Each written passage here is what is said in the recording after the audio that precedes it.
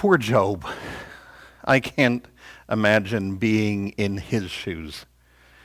After losing all that he had, losing all of his possessions, losing all of his family except for his wife. In other words, losing his present and losing his future. As if that wasn't bad enough, Satan gets further permission from God to afflict Job. If you don't remember, last week we looked at the beginning of this story of Job, and Satan was given permission by God to test Job, to test Job's faith. Satan was sure that Job would curse God if everything was taken from him. But Job didn't. Somehow he remained faithful. Even though he was hurt, Job didn't blame God for all that had happened to him. What we didn't hear between last week and this week is the beginning of chapter 2. So Satan went out from the presence of the Lord and inflicted loathsome sores on Job from the sole of his foot to the crown of his head. Job took a potsherd with which to scrape himself and sat among the ashes. The sores on Job's body are so bad that his wife comes to him and suggests that maybe Job should curse God so that God would take Job's life to end his suffering. It looks so bad that when 3 of Job's friends finally come to see him, they don't even recognize him at first. It's that awful.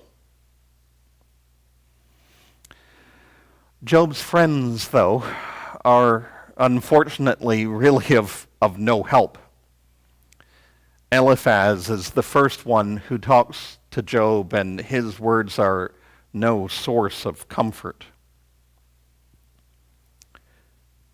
He says this to Job: "Think now, who that was innocent ever perished? Or where were the upright cut off? As I have seen, those who plow iniquity and sow trouble reap the same. By the breath of God they perish, and by the blast of his anger they are consumed." Hardly words of encouragement. After this, Job just wants to be left alone. You know, in the midst of this pandemic, if we've learned anything, one of the things that we might have learned is how much we really value human connection. However, Job, in the midst of his sores, in the midst of his distress, in the midst of all of his loss, he just wants to be left alone. And not just left alone by his friends, but left alone by God. Job says this to God: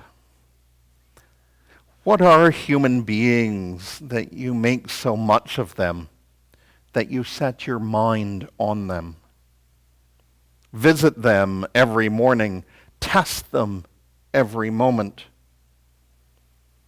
Will you not look away from me for a while? Let me alone until I swallow my spittle." He just wants to be left alone. Now, granted, it may not be a long time that Job wants to be left alone for, but it's clear that he's appealing out to just be by himself. He's appealing for God to leave him alone. In the depth of his pain, in the depth of his anguish, in the depth of his hurt, He just wants to be alone and alone from God.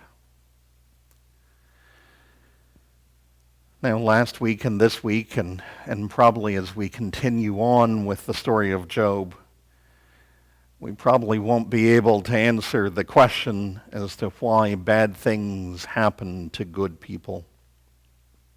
We can only guess at why there is still suffering in the world when we believe in a God that is good.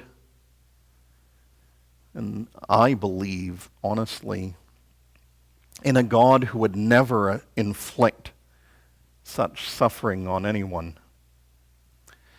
If anything, in this story to this point, I cling to something that God says twice about Job.